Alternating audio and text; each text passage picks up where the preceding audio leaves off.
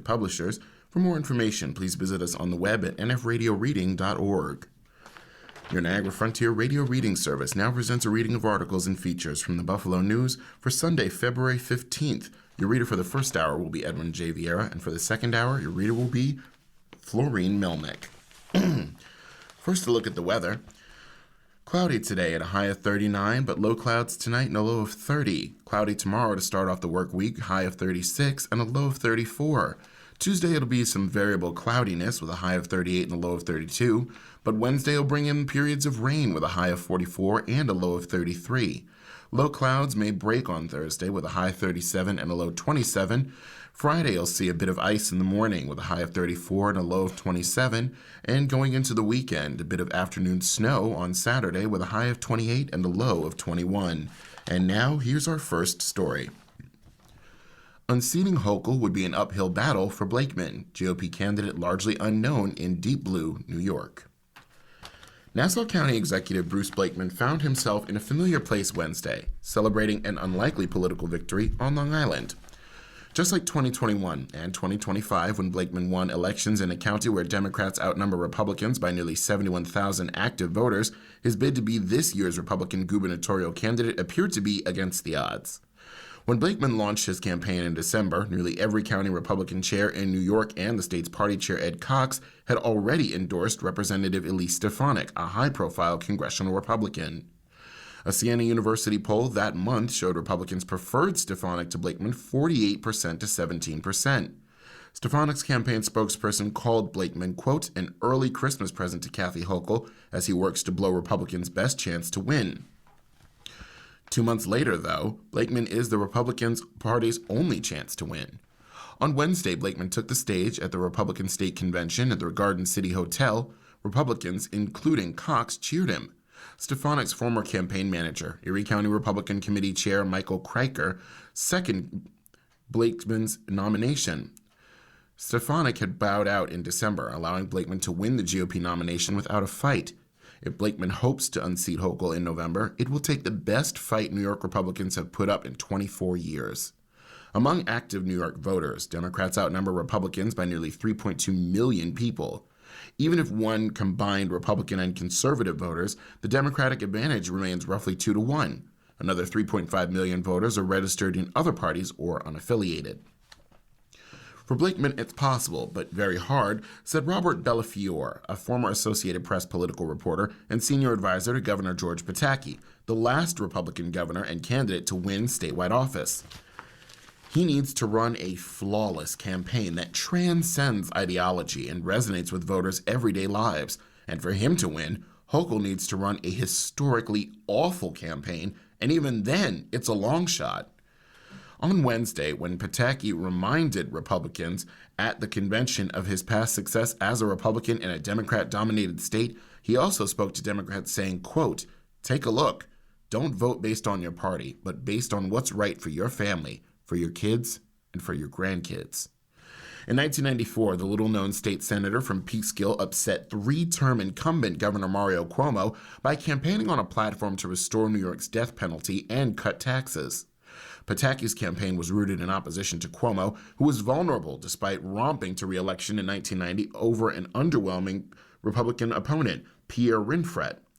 By 2002, after Pataki had witnessed Republicans lose 3 statewide races to Democrats during his tenure, Pataki leaned increasingly centrist.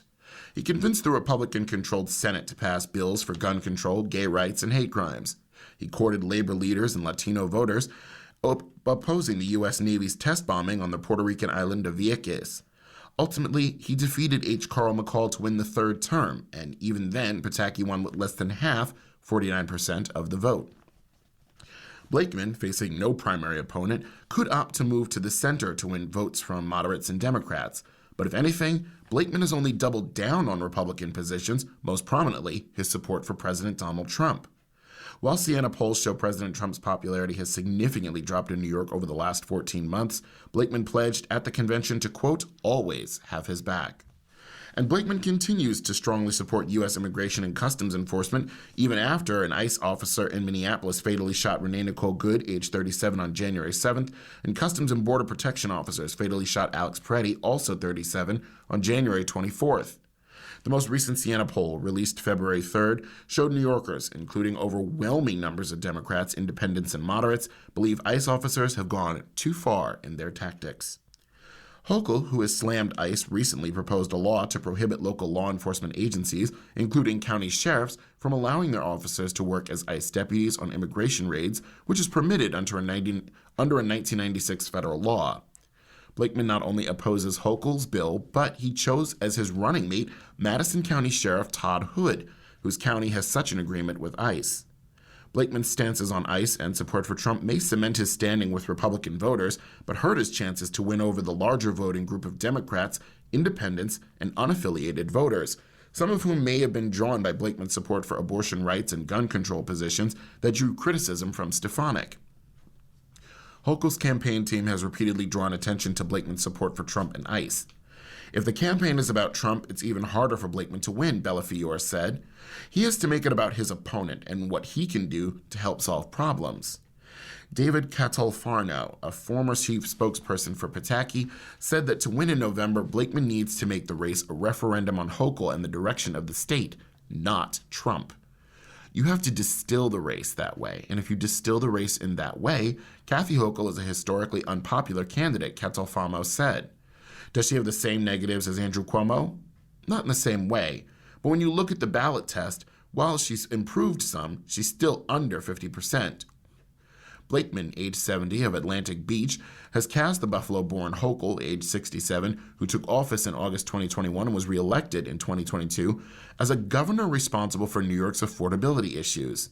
He alleged Hochul is anti-law enforcement and is beholden to radicals. Kathy Hochul has sold out New Yorkers and made a deal with extremists who don't share our values, Blakeman told the convention crowd, adding that Hochul has aligned herself with, quote, big government socialists, such as New York City Mayor Zohar Mamdani and Representative Alexandria Ocasio-Cortez of Queens. Blakeman's message resonated with Republicans inside the Garden City Hotel, which matches the findings of the recent Siena poll, released in February. It showed that in a would-be race against Hochul, Republicans preferred Blakeman 69 to 15%. Conservative-minded voters also preferred Blakeman to Hochul. The poll indicated New York voters are still mostly unfamiliar with Blakeman. When asked if they have a favorable or unfavorable opinion of him, 62% said they didn't know or had no opinion. That number had been 70% in December. Another 18% said they had a favorable view of Blakeman, up 5 points from December, while 20% said they had an unfavorable view, up 3 points from December. 9 months from Election Day, Siena pollster Steve Greenberg said in a statement, Blakeman, largely unknown to 3 in 5 New York voters, has his work cut out for him. For ICE detainees, release relies on the luck of the draw. Judges have latitude in interpreting government stance on bonds and detention. After Border Patrol agents smashed their car window outside of a North Tonawanda hotel to arrest them, 3 detained Guatemalan men followed the same legal path trying to get out of the federal detention center in Batavia. They had the same lawyer. Their habeas corpus petitions were filed on the same day in federal court. And they made the same legal arguments against the Trump administration's push for mandatory detention for all those who entered the country illegally and faced deportation. Each asked a federal judge to grant them a hearing before an immigration judge who could order their release on bond if convinced they pose no danger to the community, and would show up for future hearings as the immigration cases proceeded. But one thing was different about their cases: the judge handling each of their petitions. 2 of the detainees gained a favorable ruling within 10 days, one from U.S. District Judge Lawrence Bilardo in Buffalo, the other from U.S. District Judge Meredith Vaca in Rochester. Both were released on a $5,000 bond. The other gave up after waiting almost a month. His status could not be determined. The judge who handled his case was U.S. District Judge John L. Sinatra, Jr. The debate over what to do about immigrants who have entered the country illegally or as refugees has been playing out for months in government offices and on the streets of American cities. But it is also a daily occurrence in federal courtrooms. The contrasting outcomes in the U.S. District Court of the Western District of New York and across the country that determine whether a defendant is jailed or released are all based on how the judge handling the case interprets the law and the government's contention that detention is mandatory. It's the luck of the draw, defense lawyer Matthew Borowski, who handled all three cases, told the Buffalo News. If you get Judge Villardo, in some cases, you can expect an order for a bond hearing in a week.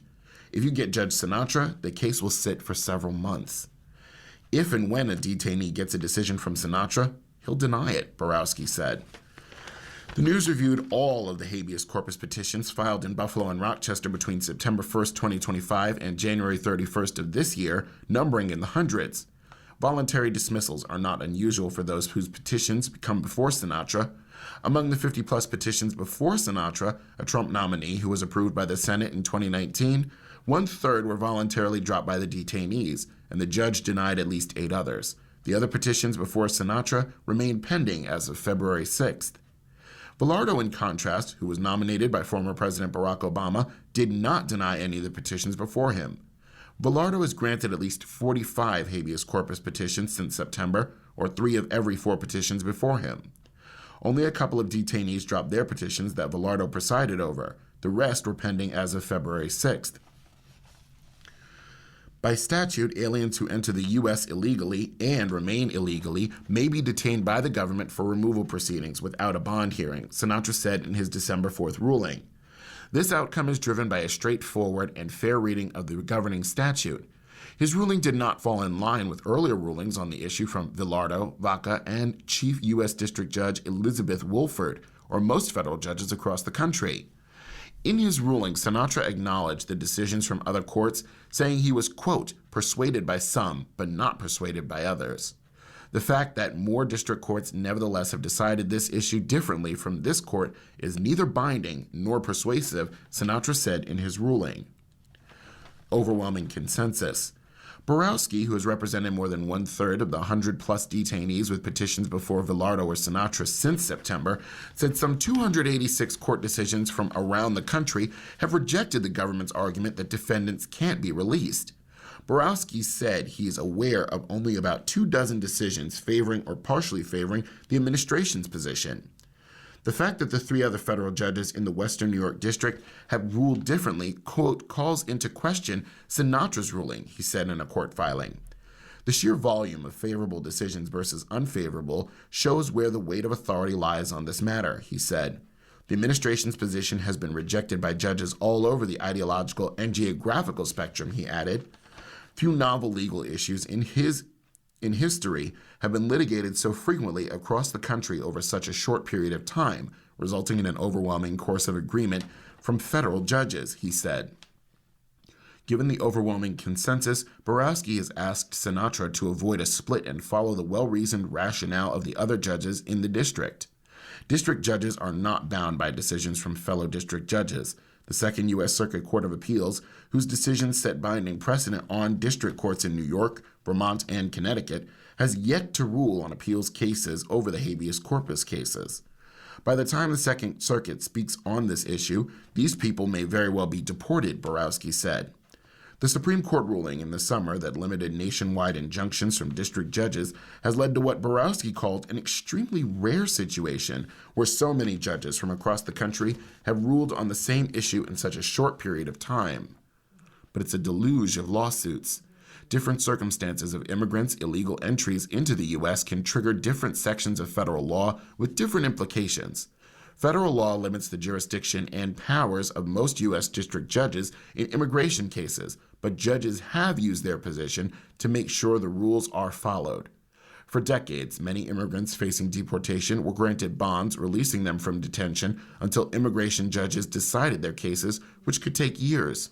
But in a dramatic policy shift in July, the Trump administration said immigrants detained after illegally entering and living in the U.S. are no longer entitled to a bond. The administration interpreted immigration law as not just allowing detention, but requiring it. Immigration judges who are employees of the U.S. Justice Department began denying bonds.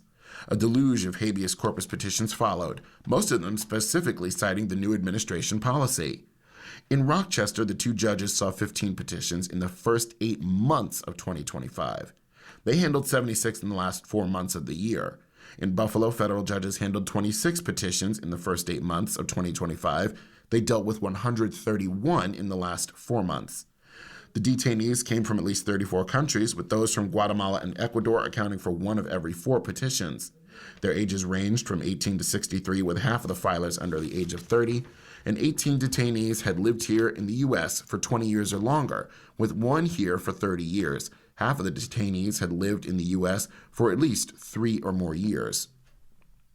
Many were detained during what they thought would be routine check-ins with immigration officers, which they had done without incident for years. Others were arrested while driving to work. Aggressive arrests involving physical altercations with Border Patrol or ICE agents appeared to be the exception, according to the court records. Immigration and Customs Enforcement has not released detainees from the Buffalo Federal Detention Facility, quote, all because of a policy change under the current executive administration, where a law previously used to detain non-citizens stopped at the border is now being interpreted as allowing the detention without bond of individuals who reside in this country, in some cases for years, Judge Wolford said in her ruling. Wolford has ordered bond hearings because the law does not allow for what, quote, administration officials claim it does. But historically, immigration officials have pointed to and relied on different sections of federal law that distinguish between those apprehended at the border and those who've lived in the U.S. for years or even decades. You're listening to a reading of today's Buffalo News on your Niagara Frontier radio reading service. The time for our morning listeners is 9:16 a.m., and for our afternoon listeners, the time is 4:16 p.m. And now on to a front page feature.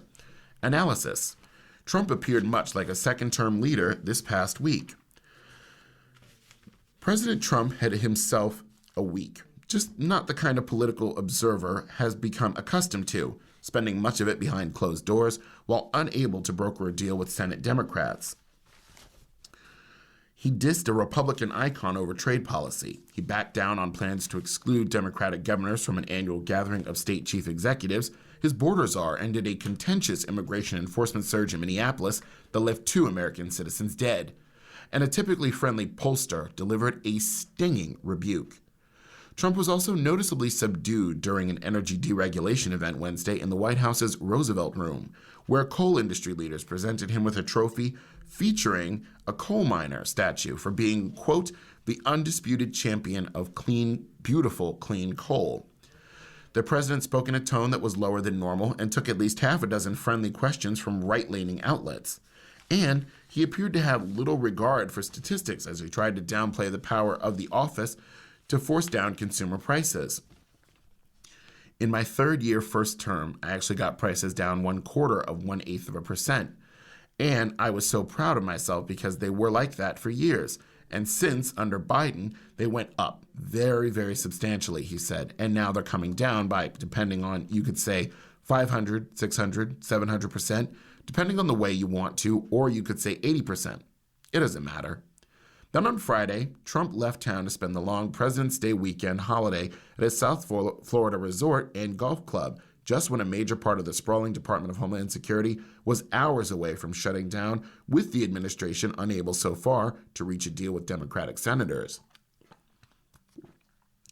While Trump did not meet with any Senate Democrats before both chambers left town, he made a stop in Fort Bragg, North Dakota, during his Friday travels and was joined by 4 North Carolina Republicans, Senator Todd Budd, and Representatives Richard Hudson, Brad Knott, and David Rouzer. As he departed, Trump told reporters over the loud idling engines of Marine One that Ukrainian President Volodymyr Zelensky risked missing a great opportunity, adding, quote, Russia wants to make a deal and Zelensky's going to have to get moving. But his latest example of toggling between the warring sides only underscored on his vow to end the conflict on day one of his second term some 389 days ago. White House aides have spent the past 2 weeks contending that the president did not want any federal offices to shutter.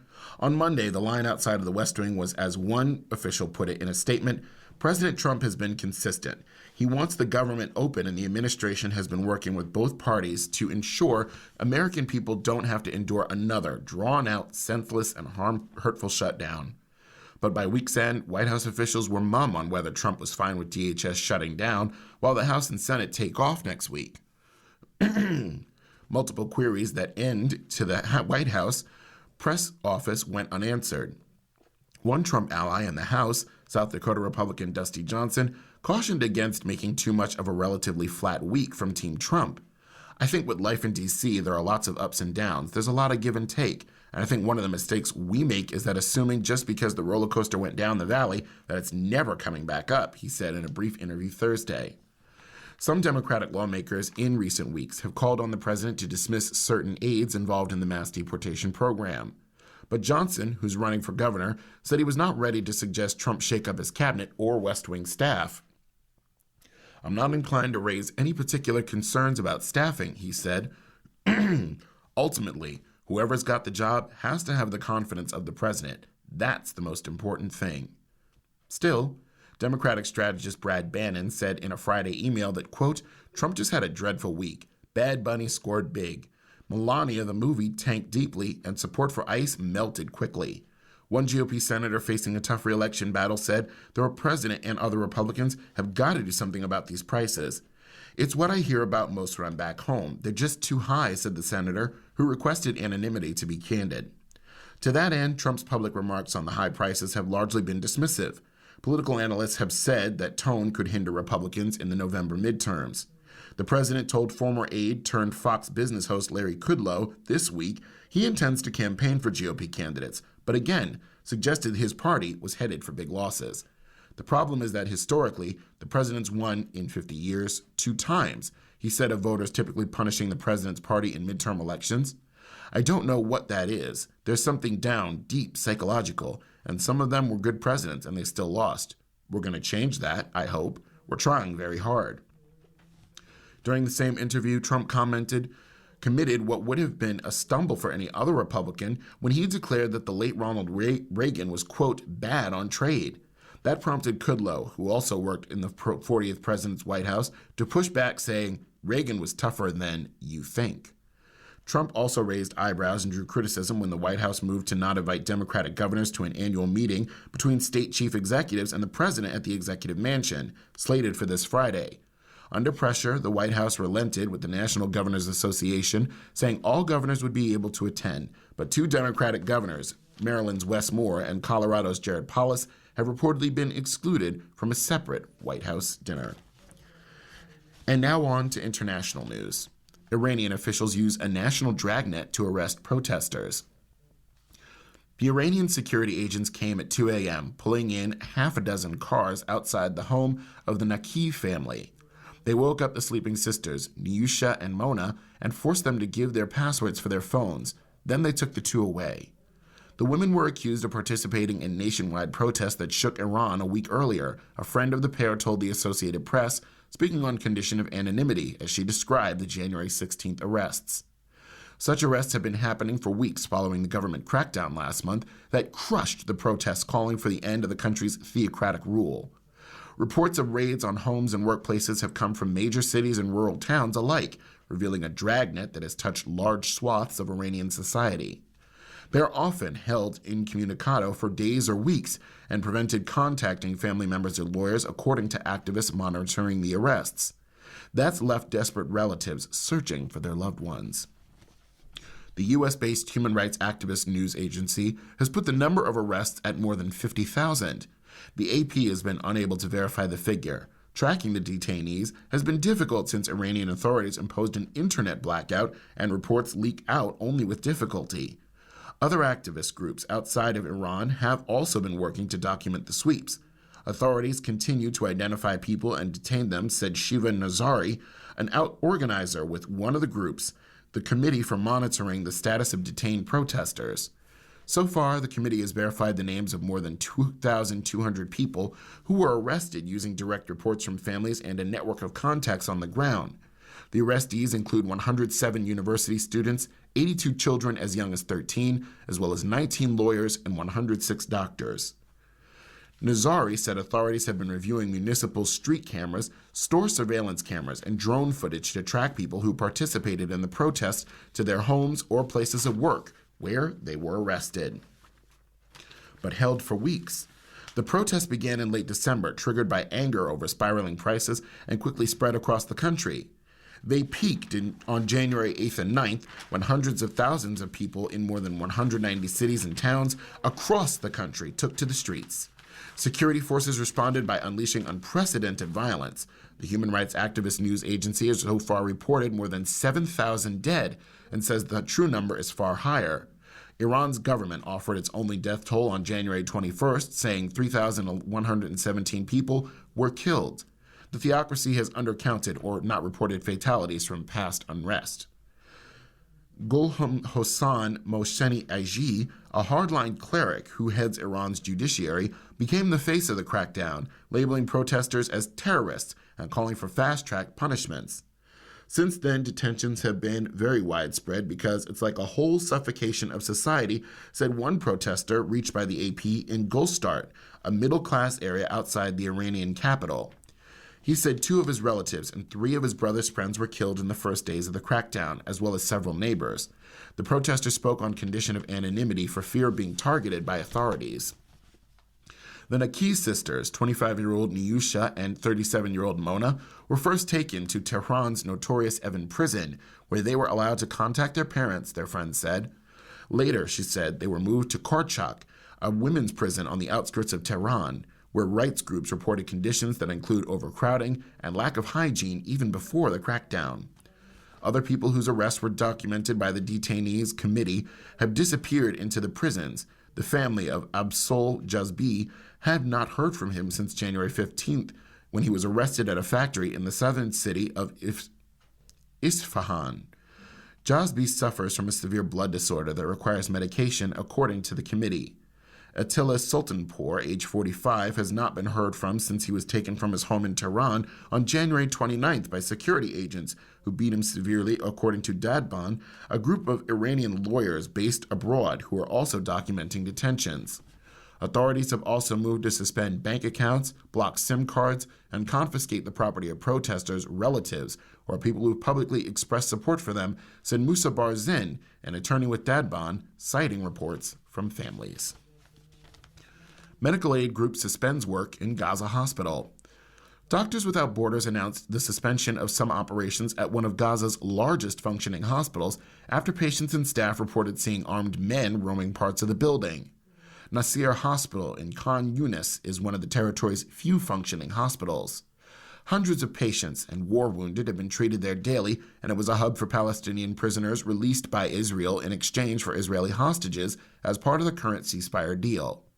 The comments by the aid group, which is also known by its acronym MSF, are a rare announcement by an international organization about the presence of armed men in or near medical facilities in Gaza since the war began over 2 years ago. MSF said in a statement all its non-critical medical operations at Nasir Hospital were suspended due to security breaches that posed serious security threats to our teams and patients. MSF teams have reported a pattern of unacceptable acts, including the presence of armed men, intimidation, arbitrary arrests of patients, and a recent situation of suspicion of movement of weapons, it said. While the suspension occurred in January, it was first disclosed in MSF's frequently asked questions section on its website. It's unclear when the post was made, but the site said it was updated February 11th. MSF said it made the difficult decision after an increase of patients and staff seeing armed men in parts of the hospital compound since the U.S.-brokered October ceasefire was reached. The gunmen were seen in areas where the group did not operate. Attacks on health facilities. MSF said it wasn't able to indicate the armed men's affiliation. It said it had expressed concerns to the relevant authorities without elaborating, stressing that hospitals must remain neutral civilian spaces. It said its concerns were heightened by previous deliberate Israeli attacks on health facilities. Throughout the war, which began when the Hamas-led attack on Israel on October 7, 2023, Israel has repeatedly struck hospitals, including Nasir, accusing the militant group of operating in or around them. Hamas security men often have been inside hospitals blocking access to some areas. Some hostages released from Gaza have said they spent time during captivity in a hospital. While Hamas remains the dominant force in areas not under Israeli control, including Nasir Hospital, other armed groups have mushroomed across Gaza as a result of the war, including groups backed by Israel's army in the Israeli-controlled part of the Strip. Nasir Hospital staff say that in recent months, it has been repeatedly attacked by masked armed men and militias, despite police presence there. Police to be deployed. The Hamas-run Interior Ministry, which oversees police in Gaza, said officers would be deployed to secure hospitals and rid them of armed presence. It said it was implementing stricter measures to ensure patients' safety. While international law gives hospitals special protections during war, they can lose this immunity if combatants use them to hide fighters or store weapons, according to the International Committee of the Red Cross. Still, there must be plenty of warning to allow the evacuation of staff and patients before any operations take place. If harm to civilians from an attack is disproportionate to the military objective, it is illegal under international law. Aid groups and rights organizations say Israel has decimated Gaza's health system, forcing most hospitals to shut down while heavily damaging others. During the war, Israeli forces raided a number of hospitals, detaining hundreds of staff. Israel has also targeted the police in Gaza. You're listening to a reading of today's Buffalo News on your Niagara Frontier radio reading service. The time for our morning listeners is 9:30 a.m., and for our afternoon listeners, the time is 4:30 p.m. And now we turn to national news. Lawsuits have long been a weapon wielded by Trump. Donald Trump has played many roles: real estate developer, marketer extraordinaire, reality TV host, candidate, and president twice. Another part of them that has been consistent through all of it has been plaintiff. Trump both threatens lawsuits and files them with aplomb against individuals, institutions, even the people who elected him. Sometimes the threats are just that, and no lawsuit materializes, and certainly Trump has found himself on the receiving end of many lawsuits and legal challenges. But his own litigious bent goes back decades, and it has continued during his time in the White House. U.S. District Judge Donald Middlebrooks once described Trump as, quote, the mastermind of strategic abuse of the judicial process. Trump, Middlebrooks declared, in a short-lived 2022-23 case against Hillary Clinton, is a sophisticated litigant, repeatedly using the courts to seek revenge.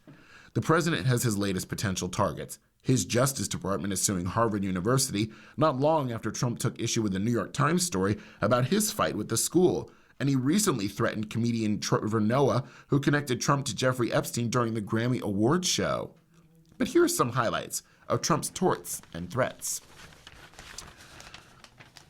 Cohen, young Trump, racial bias, and the feds.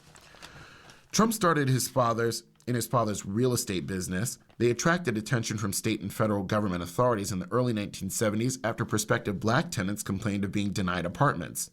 Eventually, the U.S. Department of Housing and Urban Development accused the Trumps of violating the 1968 Fair Housing Act. At one point, investigators counted 7 black families across 3,700 apartments in Trump Village, according to Trump biographer Maggie Haberman. And a Trump employee later testified that documents had a special code to flag black applicants. But Trump dug in. Aided by his lawyer and mentor Roy Cohen, and he countersued the federal government for $100 million in 1973, equivalent to about $700 million today. They ultimately settled the dispute, but not until after 1975, after spending 18 months generating headlines in New York media to counter the government's case. Trump promised not to discriminate against prospective renters in the future, but the consent decree he signed included no admission he'd broken the law in the first place. Stubborn NYC tenants. Trump wanted to evict rent-controlled tenants from 100 Central Park South so he could raise the building in the early 1980s. They fought him, and in 1985, he sued the tenants' lawyers for $105 million, $300 million plus today. The suit got thrown out, and Trump paid the defendants legal fees. Attorney Martin London represented one of the defendant lawyers, Rick Fishbein, and wrote in his memoir that Fishbein framed his check from Trump after it was deposited.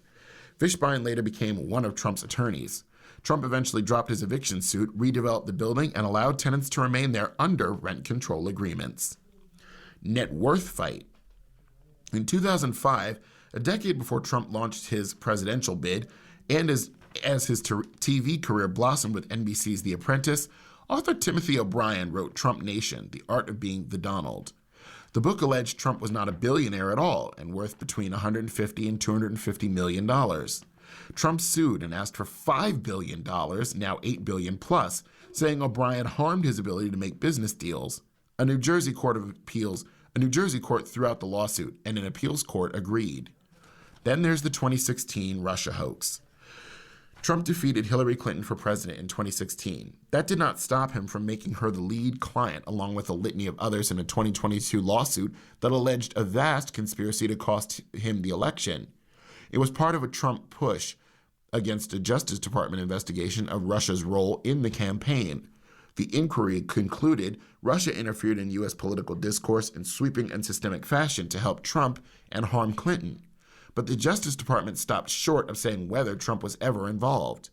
Trump was explicitly not exonerated in the final report, but he still used it to assert that, quote, the Russia hoax was a deliberate plot against him.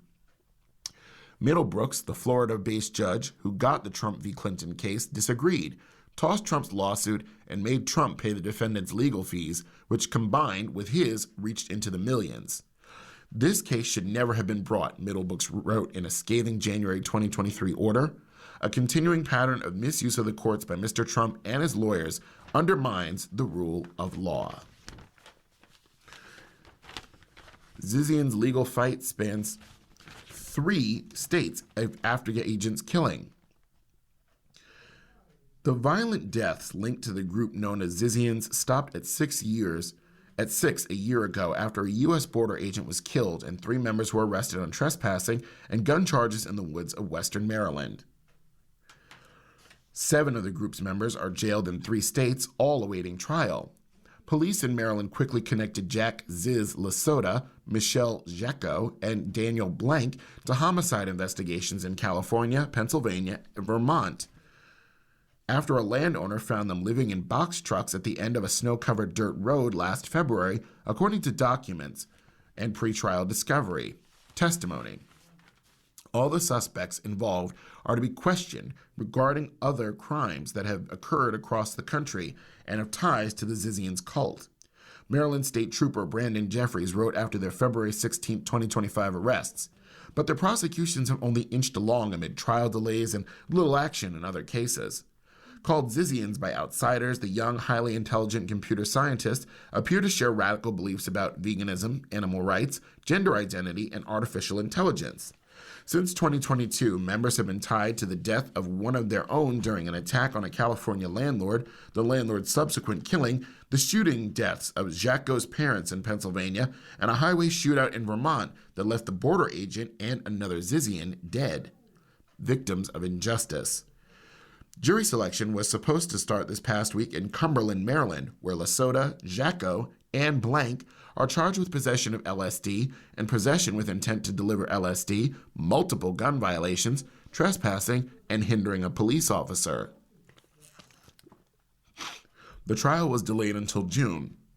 However, after Jacko, who also is charged with resisting arrest, fired her attorney, briefly represented herself, and hired a new lawyer. In handwritten filings, she's made sprawling allegations of rights violations by snitches inside the Allegheny County Detention Center and lies by police and prosecutors. In the interest of hope, justice, and truth, for the good of all people, and for the establishment of a true peace, the defense moves to dismiss this case, Jacko declared in 20 pages of neat but almost indecipherably small handwriting.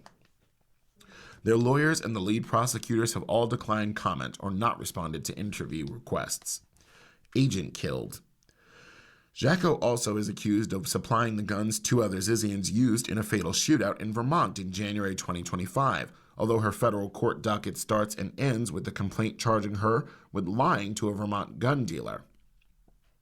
In that case, Teresa Youngblood is accused of opening fire on Border Patrol agent David Mallon during a traffic stop before another agent wounded her and killed her companion, Felix Bockholt. The encounters happened hours after President Trump was sworn in for his second term, but in a Maryland court filing, Jacko sought to blame it on a culture of impunity she says is now evident in the administration's mass deportation campaign. Renee Good is probably dead because the regime has so far been able to get away with murdering Miss Bockholt and framing Youngblood, Jacko claimed. Good was fatally shot last month by U.S. Immigration and Customs Enforcement officers in Minneapolis. Neither ICE nor Border Patrol responded to messages seeking comment. Jacko claimed authorities arrested the group to prevent them from exonerating Youngblood who has pleaded not guilty in Vermont to murder and could face the death penalty if convicted. It is an act of obscene cruelty, despotism, and the mark of a tyrannical regime to use a bad faith investigation and the threat of phony charges to conceal exculpatory evidence, threaten witnesses into silence, or threaten to put an innocent person to death, all to protect a murderous Border Patrol human, wrote Jacot. The judge in Youngblood's case last week suspended deadlines for pretrial motions, citing the complexity of the capital case and noting that the exchange of evidence will include material related to investigations into other individuals in multiple jurisdictions. You're listening to a reading of today's Buffalo News on your Niagara Frontier radio reading service. The time for our morning listeners is 9:40 a.m., and for our afternoon listeners, the time is 4:40 p.m. Ford GM workers to receive profit-sharing checks. Workers at General Motors and Ford Motor Company plants represented by the United Auto Workers will soon receive hefty profit-sharing checks. Under their contracts, the workers receive $1,000 for every $1 billion of their respective employers' annual North American profits. Eligible workers at GM will receive profit-sharing payments of up to $10,500, while eligible workers at Ford will receive up to $6,780. The amount the workers receive varies depending on their compensated hours for the year. About 47,000 GM workers are eligible for profit-sharing checks. Locally, GM operates a components plant in Lockport and an engine plant in the town of Tonawanda. The profit-sharing amount at GM is down 28% from a record high of $14,500 the previous year. The payments will be made February 27th.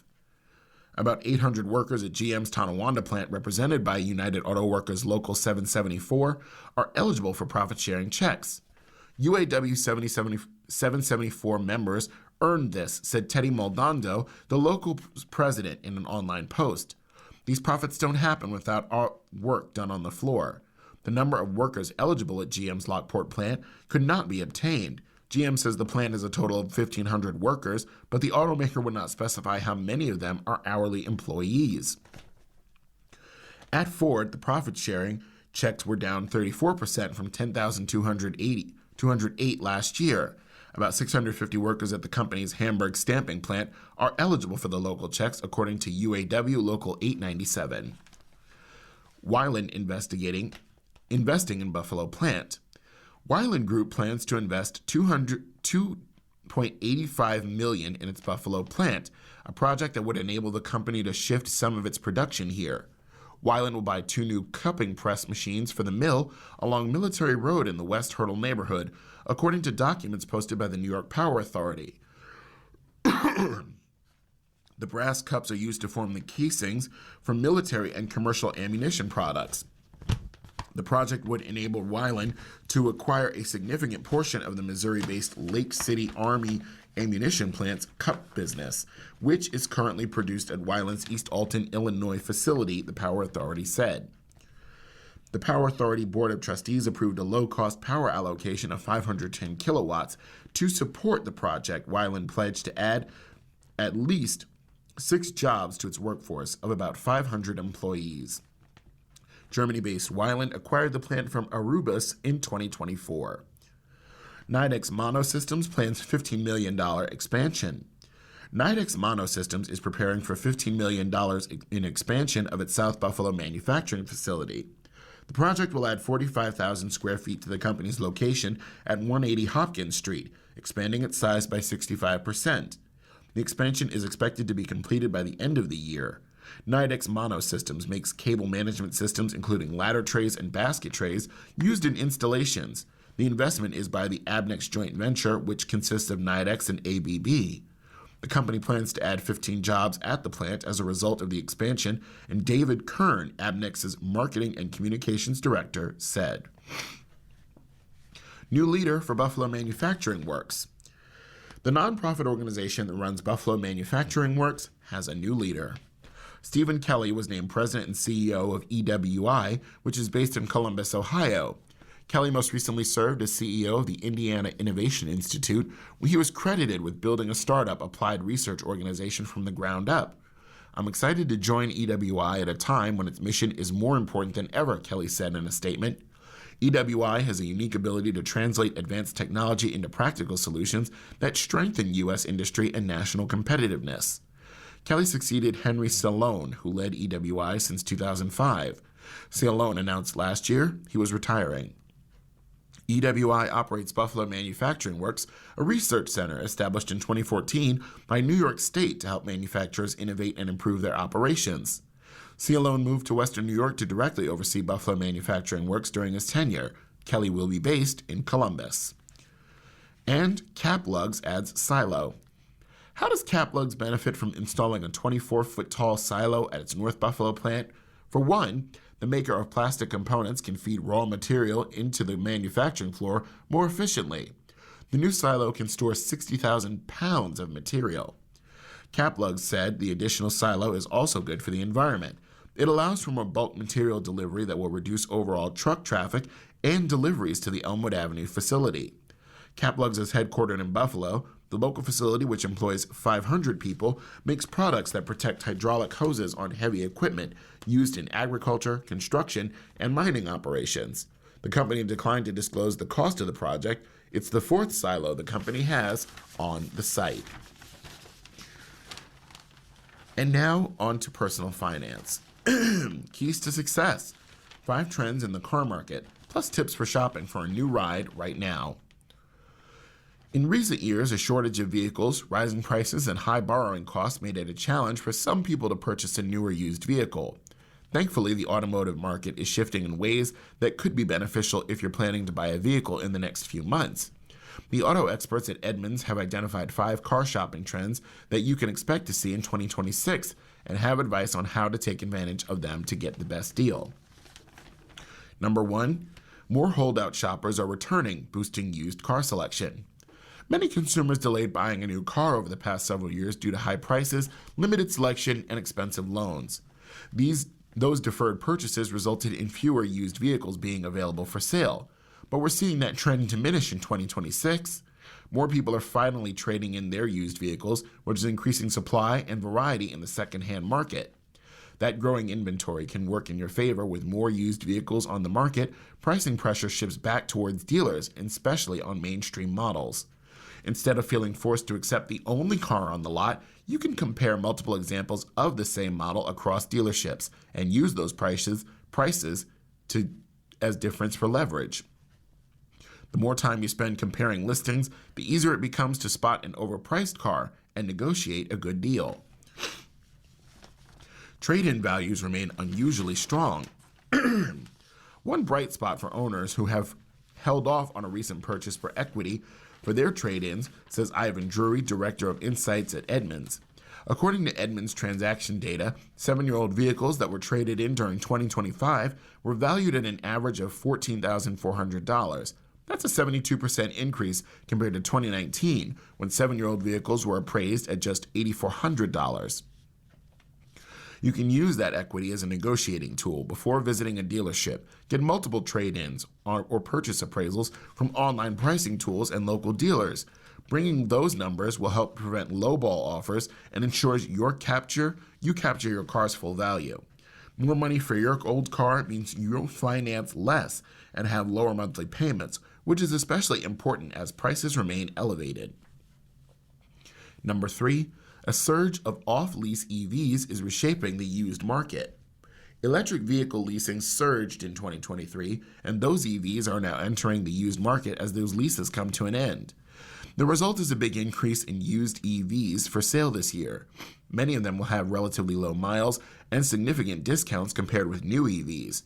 For shoppers curious about EVs but wary about new car prices, this is one of the best entry points in years. You also can look for a certified pre-owned EV if you're concerned about durability. A certified pre-owned vehicle, or CPO, has been thoroughly inspected by the dealership and typically comes with an extended warranty. With more used EVs for sale, pricing is becoming more competitive. As part of our newspaper reading, we now present the day's death listings. If you need further information on any of these names, call us at 716-821-5555. That number again being 716-821-5555. Donna T. Adams, Marilyn G. Agnello, nee Gibson, Douglas Allen, Ronald Babcock, Donna Baldoff, nee Peterson, Carol A. Bauda, nee Bauda, Helen Bellinson, Irene B. Bonsack, nee Gorski, Ralph E. Cashdollar, Barbara A. Cavalieri, nee Savish, Donna J. Service, nee Wilk, Anita Cohen, Jed M. Cohen, Cynthia T. Cole, nee Bayer, Nicholas J. Contino, Rita A. Coughlin, nee Bulger, Judith Harriet Davis, Catherine M. DeTample, nee Wilson, Robert Bob De Orsano, Anna Mae Ervolino, nee Amaranti, David Gallmeyer, John T. Gartelman, Marcella M. Garris, Sr., CSSF, Colagero Gianforcaro, Valerie B. Gordon, Herman G. Grishkat, Carol J. Haggerty, nee Kramer, Robert H. Henning, Jane E. Henry, nee Ducarm, Al C. Hollins, Lovey Hoskins, Frederick King Keller, Catherine A. Kowalski, nee Nicholson, Horatius V. Lazara, Karen B. Leslie, nee Brennan, George W. Mallory, Susan S. Mizurkursky, nee Chajinki, Brian J. McGowan, Alexis Norman, Phyllis Faltzgraf, nee Ditondo, Margaret M. Pilich, nee Burke, Carl A. Potzulka, Patricia M. Pujolas, nee Zdanich, David G. Schoenthal, Loretta A. Schultz, Wozniak, Trudy A. Scott, Kathleen A. Kathy Scheffer, nee Gallagher, Lucy Syracuse, Giardina, Edward J. Japansky Jr., Charlotte S. Van Splendor, Eleanor Ellie White, Robert D. Wilson, Timothy J. Zajac, Ph.D., Bonnie E. Zimmerman. If you need further information on any of these names, please call us again at 716-821-5555. That number again being 716-821-5555. And now it's the horoscopes. Royal stars from Georgia Nichols. Happy birthday for February Sunday 15th, 2026. You're charming, enthusiastic, and kind. You value your friends and seek stimulation and adventure. Take inventory of your life this year because it's the last year of a 9-year cycle. The stars will show the kind of day you'll have, 5 being dynamic, 4 being positive, 3 being average, 2 is so-so, and 1 is just difficult. For Aries, you're having a 4-star day. Friendships are unpredictable today, or you might meet someone who's a real character, someone different, someone older, sensitive and poetic or mysterious in some way. Tonight, ponder your goals. For Taurus, you're having a 3-star day. Tread carefully when dealing with bosses, parents, and the police because people might react to your behavior, or in turn, you might be surprised by the behavior of others. Tonight, you're admired. Gemini, you're having a 4-star day. Travel plans might change suddenly, or you might be surprised by news in the media. You'll also react in a rebellious way because you feel you want to do your own thing. Tonight, explore. Cancer, a 3-star day. Double-check banking details and anything to do with shared property, inheritances, taxes, and debt. Something unexpected might happen. Tonight, check your finances. Leo, a 4-star day.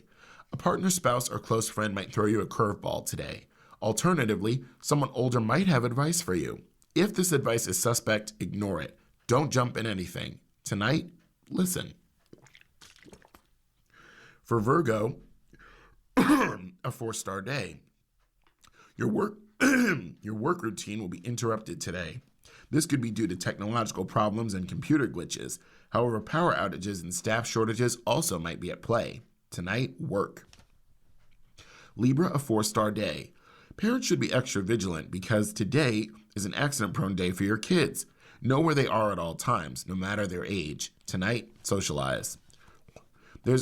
For Scorpio, there's a strong possibility that your home routine will be interrupted. Small appliances might break down, something minor might break as well, or unexpected company at your door might catch you off guard. Tonight, relax and you're having a 3-star day. Sagittarius, a 4-star day. It's important to know that this is an accident-prone day for you. Pay attention to everything. Be careful not to blurt out something you might later regret. Tonight, discussions.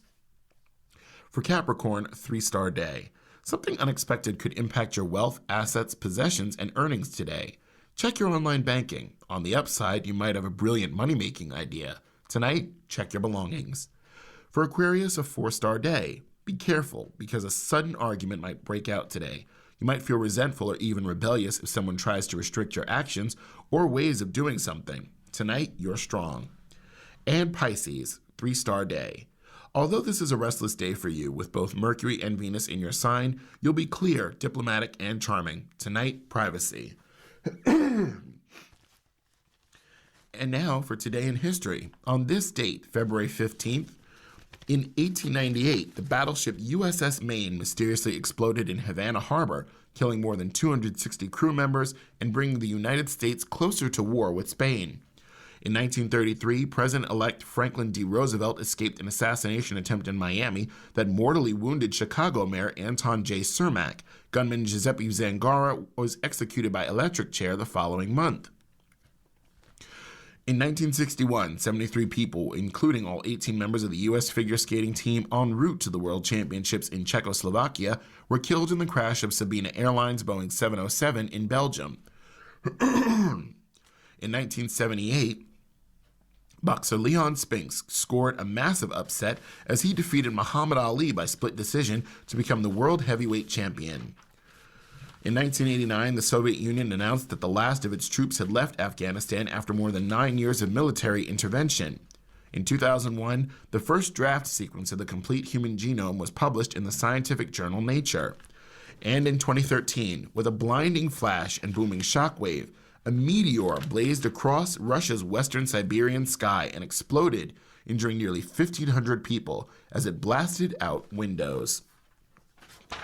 You're listening to a reading of articles from the Buffalo News for Sunday, February 15th on your Niagara Frontier radio reading service. We'll return for more readings after this short break. Your reader for this first hour has been Edwin J. Vieira, and for the second hour, your reader will be Florine Melnick. Thank you for listening, and stay tuned. If you're listening to this publication online, you're probably using our website, a podcast player like Spotify or iTunes, a streaming service like Siro, or a smart speaker. Did you know that we now have a dedicated app that can be downloaded to any mobile device, like a smartphone or tablet, for free? App users can conveniently access our live stream and any episode of our podcast easier than ever. To download the app, just type NFRRS in the search window in the Apple App Store or in the Google Play Store.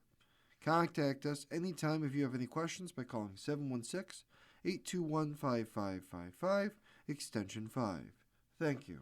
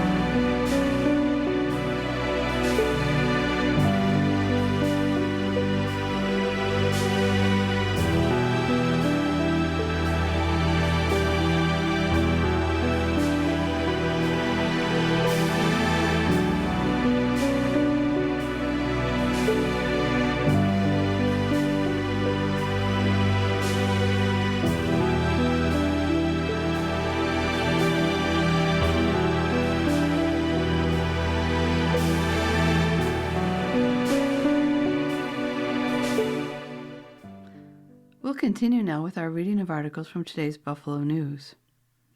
This is from the local city and region section. Nursing home fined $177,000 in violation of residents' rights by John Harris. An oft-penalized Buffalo nursing home has been nailed with almost a $177,000 in-state and federal fines following inspections last year that uncovered violations of residents' rights, an instance of verbal abuse, and unsanitary conditions that led to an infestation of flies. Buffalo Center for Rehabilitation and Nursing, a 200-bed facility on 1014 Delaware Avenue, was most recently fined $8,000 by the State Health Department after a certified nurse aide in June shared photos on social media of 4 undressed, heavily soiled, and incontinent residents without their consent, in posts accusing the facility of a lack of resident care, according to a stipulation and order posted online Thursday by the state. In addition, Buffalo Center was hit with federal fines of $101,000 and $67,160 related to inspections last year, according to U.S. Centers for Medicare and Medicaid Services records. Buffalo Center takes resident care, safety, and dignity very seriously, quote unquote, the nursing home said in a statement Friday. Quote, 2 isolated incidents resulted in New York State Department of Health citations and fines. The employees involved are no longer employed, and all remaining staff received enhanced education and follow-up competencies. Buffalo Center continues to work closely with regulatory agencies and internal compliance leadership to ensure ongoing adherence to all standards of care and resident rights, end of quote. The recent fines are the latest in a long line of troubles for Buffalo Center, owned by Bronx-based Centers Healthcare. Most significantly, Centers in fall to 2024 agreed to pay up to $45 million to settle a lawsuit filed by State Attorney General Letitia James that accused the operators of financial fraud and resident neglect at 4 of its nursing homes, including Buffalo Center. Independent health care and financial monitors have been in place to oversee those nursing homes since mid-2023, and their work is scheduled to continue through at least July of this year, James's office said at the time of the settlement. Buffalo Center, which has been owned by Centers for more than a decade, also has had an on-again, off-again relationship with the federal Special Focus Facility Program, a group of the country's poorest performing nursing homes that get inspected more often. Federal records show Buffalo Center graduated from the Special Focus Facility Program in March 2023 after a 12-month stay in the program. Now it is again a candidate for the Special Focus Facility Program, according to the latest federal list updated in late January. Since 2016, Buffalo Center has been fined by the State Health Department 8 times, totaling $56,000. That is the 7th highest fine total over the last decade among nursing homes penalized in the 8 counties of western New York. In the latest state fine, which involved the certified nurse aide taking and sharing photos of 4 residents without their consent, Buffalo Center was fined $2,000 for each of the 4 residents affected, bringing the total up to $8,000. Our next feature is UB's Global Food Fest Sparks Backlash, Bias Claim Apology, by Stephen T. Watson. When the lineup for this year's International Food Fiesta was first publicized, the list named the participating restaurants, the cuisine they plan to serve to University at Buffalo students, and where in the world those menu items originated. Within days, however, and following pointed criticism, student government organizers removed the geographic information from the menu and issued an apology for offensive, culturally insensitive language in the text. The apology did not specify the offending language, and officers from UB's Undergraduate Student Association didn't respond to requests to clarify what prompted the apology and the changes. But some members of the local Jewish community are convinced the complaints and the SA statement targeted the description of the falafel bar and its food offerings as Israeli.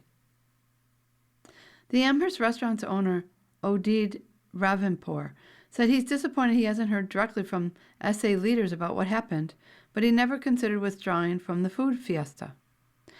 Quote, I don't want to fight with anybody. I just want to do my business unquote, said Ravinpour, who is Jewish and is from Israel. Now, an event meant to celebrate the diversity represented in UB's student population instead reflects the political and religious divisions found on and off campus. Quote, "You certainly want to give credit to the Student Association for trying to bring everybody together," said Dr. Khalid Quasi, president of the Muslim Public Affairs Council of Western New York. Quote, "I think the question is what sort of precautions you have to take into consideration when taking such steps, realizing there are certain combustible issues that they have to be aware of," unquote. The International Food Fiesta provides UB's undergraduate students a free 4-day culinary tour of the world. It's run by the Student Association and its SA Entertainment Division, with organizers recruiting an array of restaurants to cater the event. The original menu shared on the Student Association's Instagram account, according to a screenshot that later circulated online, had an ethnic or geographic descriptor for the restaurants. For example, the final day titled Middle Eastern/North African promised food from 4 of them: Yali's African Restaurant in North Buffalo, Ghanaian; Falafel Bar, Israeli; Abyssinia Ethiopian Cuisine in downtown Buffalo, Ethiopian; and Mary's Kitchen in Cheektowaga, Palestinian. It's not clear who complained or what their concerns were, and the essay removed the original post from its Instagram page. The association's apology also isn't available online, but a screenshot of the message cited a prior post that was offensive, culturally insensitive, and not reflective of the values of your student government and our treasured student body. The 4th day of the International Food Fiesta went off without issue on Thursday in the Student Union on the North Campus. There were no protesters, just a long line of students waiting to be served buffet style by student volunteers in hairnets. Our third feature in City and Region is ex-barista fired for talking about pay Sue's Spock boss. After 8 years, after telling coworkers she was denied a raise and was fired via text. After 8 years behind the counter at Spock Coffee in Hamburg, Kristen Cricione thought asking for a merit raise was a reasonable thing to do.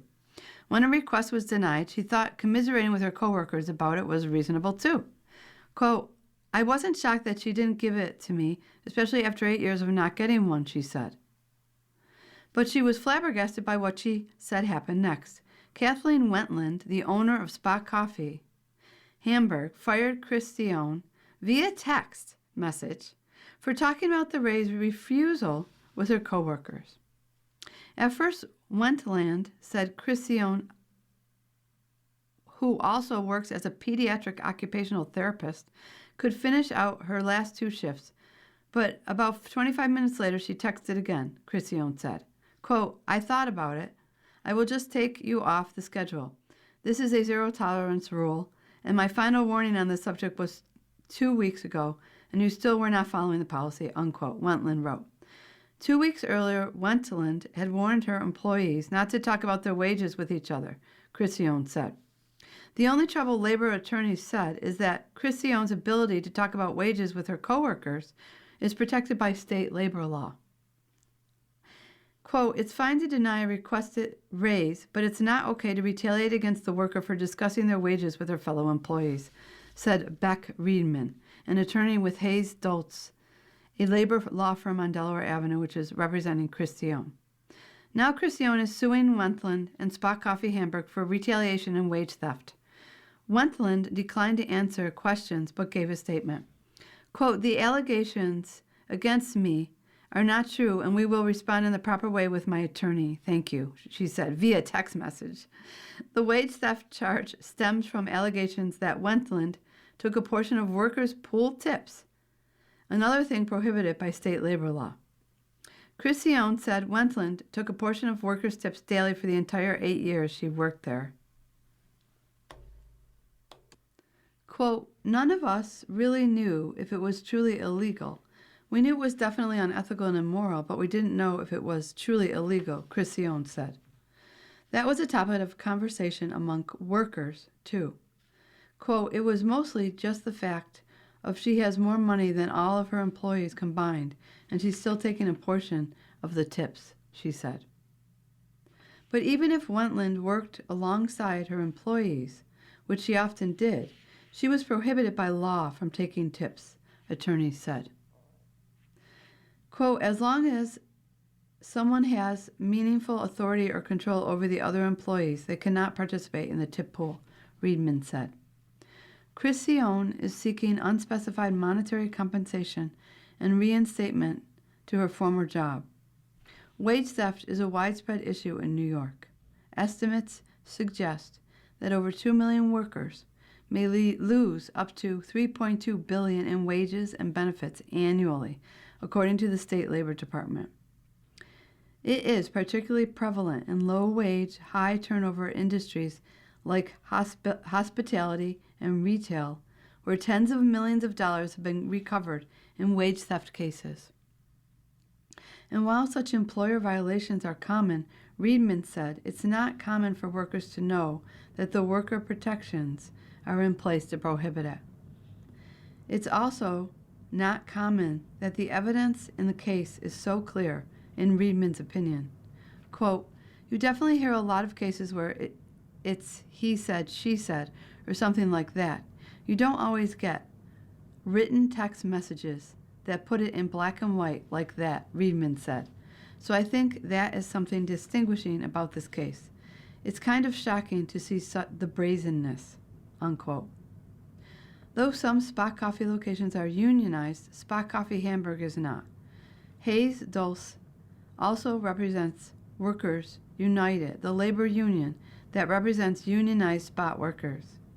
It is also representing workers in a wage theft case at the Hyatt Regency Buffalo, as those workers seek to unionize with Workers United.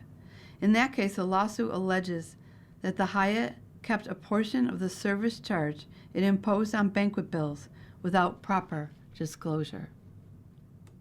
Our next feature is from the front page. Man sued ex-fiancé for cash, ring after split. A judge said no. By Stephen T. Watson. If a wedding is called off in New York State, for whatever reason, and no matter who did it, the person who received the engagement ring typically must return it to the giver. There are rare exceptions, and Jason Dieterle found one of them. A state court judge recently ruled the Akron man wasn't entitled to get back the $5,300 ring he gave to his ex-fiancée because his own misconduct led to the end of their relationship. His then-fiancée called off their engagement in fall of 2023 when she said Dieterle attacked his father and her after consuming alcohol and drugs and becoming angry over a Buffalo Bills loss. Quote, the plaintiff's very actions ended the engagement. He alone was responsible. State Supreme Court Justice Peter Allen Weinman said in his decision. Dieterle also sought $120,000 from his ex to pay him back for work he did at their home and for unwarranted withdrawals she made from a joint bank account, claims rejected by Weinman. The ex-fiancé's attorney, Amber E. Storr, declined to comment for this article. Lawyers for Dieterle, who is 50, said the judge dismissed the case prematurely, and they're confident their client will succeed on appeal. Unfortunately, quote, unfortunately, it's a bad breakup. He invested a lot, not just obviously emotionally, as we all do, but financially. And he's seeking to recoup those contributions that he made to the relationship and the house and their life, unquote, said Frank Lotempio III, who represents Dieterle with his colleague, James Cassar. 9/11 call after Bill's loss. Dieterle said in his complaint that he and his ex-fiancée were together for about 5 years, starting in 2018. The Buffalo News isn't naming his ex because she claims she is a victim of domestic violence. She bought a home in Akron in June of 2019, and sometime later, Dieterle moved in with his 2 children, who lived there part-time according to court filings. Dieterle said he performed extensive repairs and renovations to the home and property, including landscaping, removing trees and stumps, restoring windows, painting, installing flooring, and plumbing work.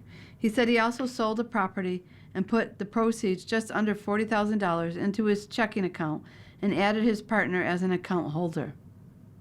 Court filings don't state when the couple got engaged, but they do cite the date when the relationship reached its end, October 8, 2023. As Dituro's fiancée later told police, Dituro mixed alcohol with marijuana and unidentified prescription pills and became irate after watching the Bills lose that day, according to a Village of Akron police report. The team lost 25-20 to the Jacksonville Jaguars in London, a game that aired in the morning here. His fiancée said she asked Dituro's father to come over to calm Dituro down, but he threatened to kill his father and attacked him. When she tried to intervene, she said Dituro punched her in the head and grabbed her by the throat. Dituro was later accused of threatening to kill an officer and kicking a paramedic before he was sedated and taken to Erie County Medical Center for an emergency psychiatric evaluation. Dituro was charged with assault, harassment, and resisting arrest, according to the police report. He pleaded guilty to harassment, a violation, and his ex was granted a 2-year order of protection that expired on January 10th, court records show. You're listening to a reading of today's Buffalo News on the Niagara Frontier Radio Reading Service. Our next feature is in the travel section, Go with the Group, Finding Adventure, Friendship on a Woman-Only Trip in Asia, by Lori Rackle. Light brown floodwaters lapped at the entrance to Vai's, a restaurant market and cooking school in Hoi An. Spill off from the nearby river continued to rise while we spent the afternoon at this popular tourist spot, learning how to make spring rolls and the sizzling Vietnamese crepes known as Ban Zao. By the time class ended, the streets looked like they were covered in iced coffee throughout Hoi An's Old Town, a UNESCO World Heritage Site. We would have to leave Vai's by boat. This is definitely an adventure, quipped Cheryl from Cleveland, as we gingerly stepped into a wooden vessel festooned with silk lanterns and fake flowers. Cleveland, Cheryl, and I, along with 15 others, were on a Vietnam and Cambodia trip with Adventure Women, a pioneer in the rapidly expanding world of female-only travel. The U.S.-based company has been running tours exclusively for women since 1982. More recently, many of the big names in active travel, Intrepid, Backroads, Butterfield, and Robinson, also launched trips solely for women. They're responding to a growing demand for small group travel that promises elements of both safety and sisterhood. Quote, I like the camaraderie of traveling with other women, end quote, said Peggy from California. She'd been on 2 other Adventure Women trips before this one. Quote, I still keep in touch with the Galapagos girls, unquote. Fast-paced Hanoi. Our group ranged in age from 45 to 72, plus a younger Adventure Women employee, Emily, from Pittsburgh, who was there to make sure things went smoothly. Depending on the destination, local female guides usually lead Adventure Women trips. We had a man, Mr. Nam. This unflappable father of 2 looked after us like we were his children, but treated us like adults. Quote, ladies stay close together like sticky rice, unquote, Mr. Nam would say, when it was time to usher us across the frenetic streets of Hanoi, where swarms of cars and motorbikes can rattle even the boldest pedestrians. Quote, traffic in Vietnam isn't about waiting in line, he warned. It's fill in the blank. End quote.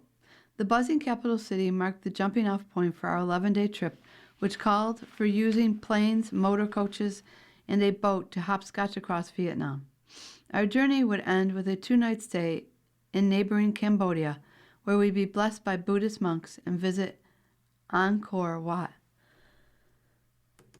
a sprawling religious site on many travelers' bucket list. But there was a lot of game to be played between that first sensory-overloaded November day in Hanoi and our tranquil sunrise visit to the most famous temple complex on the planet.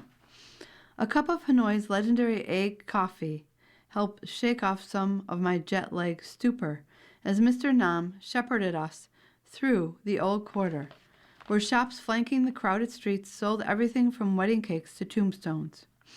On the sidewalk, people sat in kindergarten-sized plastic chairs, eating bowls of mung bean sticky rice and fragrant pho, the national dish of Vietnam. Motorbikes whizzed by, the meep meep honk of their horns ingrained in the city's soundtrack. Leisurely island cruise. It felt good to escape the cacophony the next day on a 13-mile bicycle ride through nearby rice fields. Women working in the paddy put down their machetes to come over, say hi, and offer us snacks and tea. We took turns snapping photos of one another, with them in their conical hats made of palm leaves and bamboo, and us sporting bike helmets.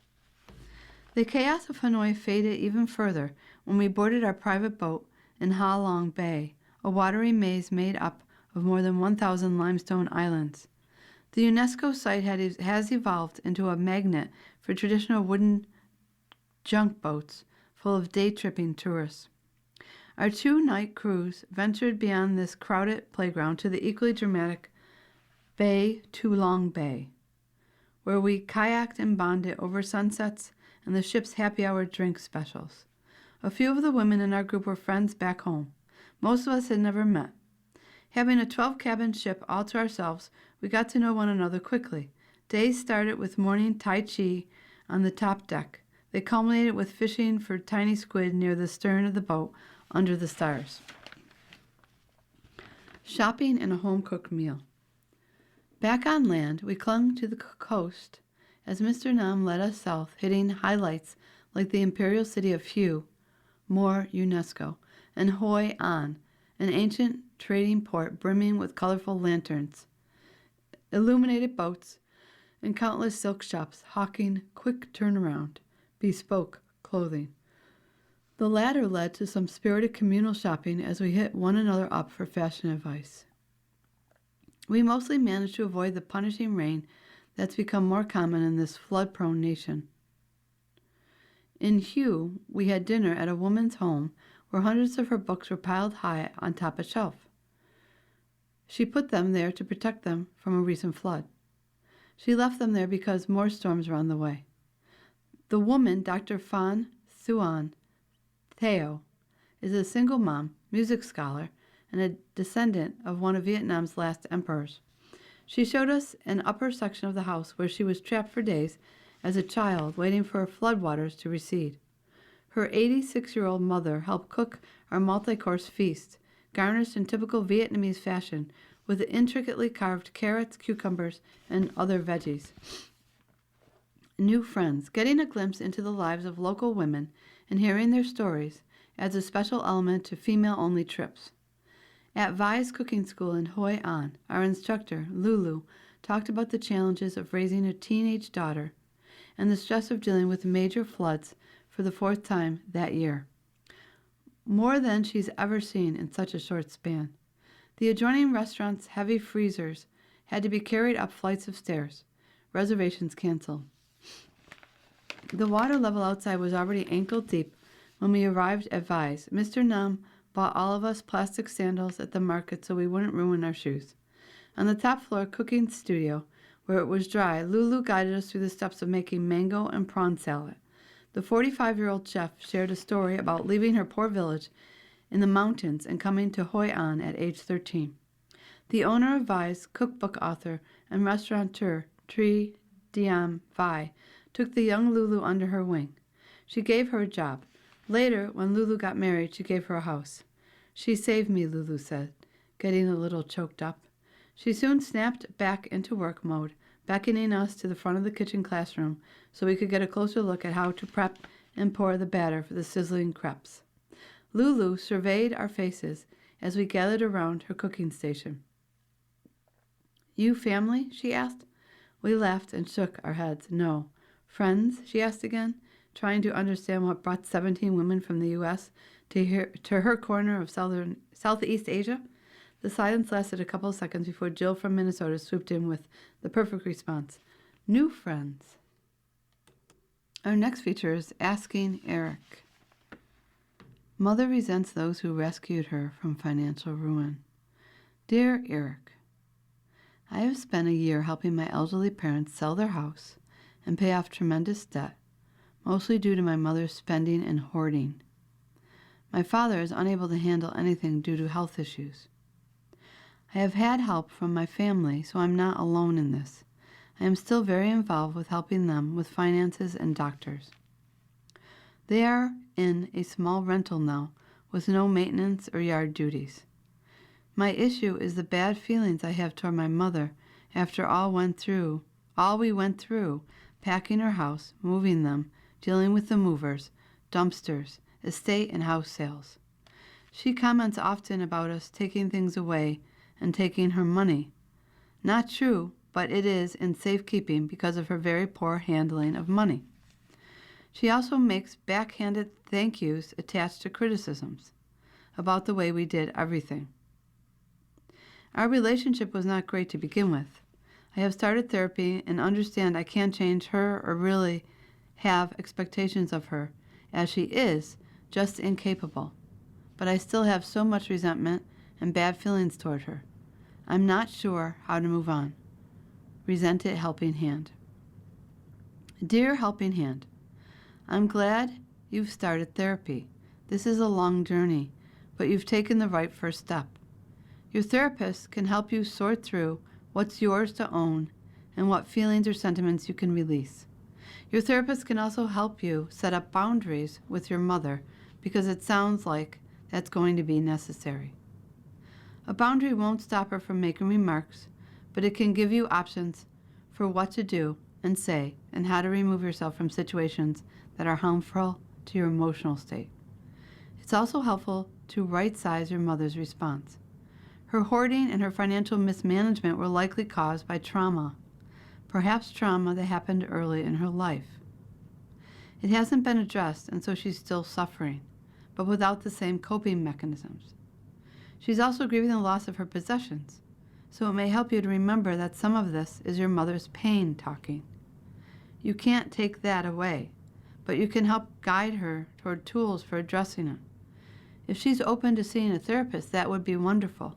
You might also talk to a financial advisor about how other options for keeping her money safe. It sounds like it's not healthy for her to have unfettered access to it, but there may be ways for her to feel more empowered and for you to feel less responsibility for keeping her away from her worst impulses. Dear Eric, what do you think about a person that asks to come to your house for dinner, then asks for leftovers to take home? I was taken aback by this. This is a relative of ours. Home cook. Dear cook, I think it's a sign that the meal was good enough to want to enjoy it a second time. I'd take it as a compliment. And if you don't want to part with the leftovers, you could say no. Dear Eric, I would like to expand on your answer to Heirlooms and More regarding where collectors can go to gather information on the value of their antiques and other items. Certified appraisers are the best source for appraisals of valuable possessions. These individuals have specialties in different collecting areas and can provide up-to-date valuations under different scenarios such as replacement, auction, and retail shop value. Collectors can research appraisers online by visiting the websites of the Appraisers Association of America, AAA, American Society of Appraisers, ASA, and the International Society of Appraisers, ISA. Appraisers should not charge a percentage of the item's value nor offer to purchase any item since both these activities can affect the valuation.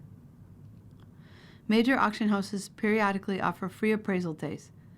Finally, there are various price guides which report values of objects sold at auction shows and flea markets and shops. Dear Appraisal, thank you for this very thorough insight. Other readers also suggested that the letter writer reach out to a professional downsizer who might be able to help them get organized and connect the family with an appraiser. We'll continue now with our reading of articles from today's Buffalo News. Our next feature is from the sports section. Stoltz joins Hayden with speed skating double gold by Howard Fendrick. Milan.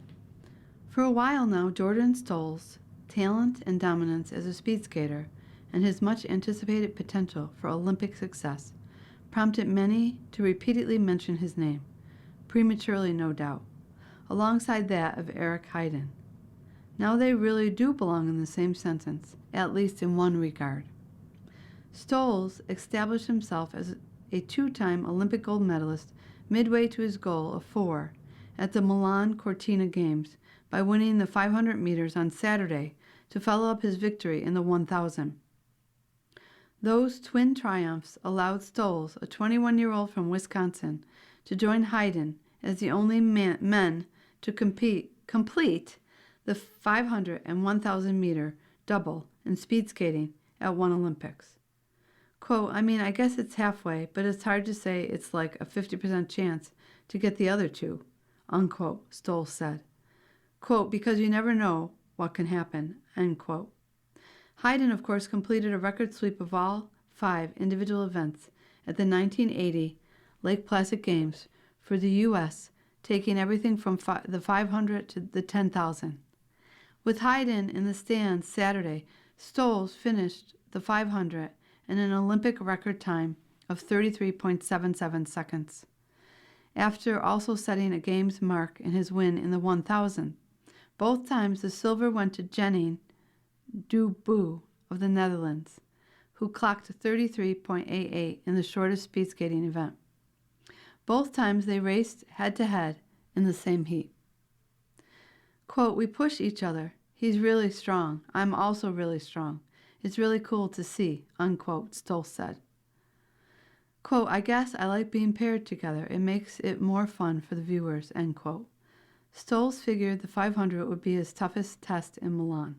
He was leading out of the final curve. They were even entering the last stretch. But Stolz, who overcame a deficit in the 1,000, turned on the speed and leaned across the line first again. Dubois slipped and fell into the wall afterward, while Stolz skated past and shook his right fist.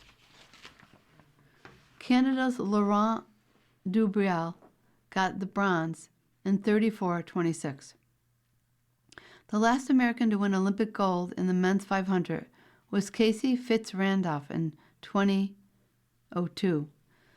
The soft-spoken Stolz acknowledges that, yes, his aims are high, and sure, he is flattered by the comparisons to Heiden, but Stolz, who isn't entered in the 5,000 or 10,000 in Milan, also knows he isn't trying to recreate the same sort of unprecedented and all-encompassing performance turned in by Heiden.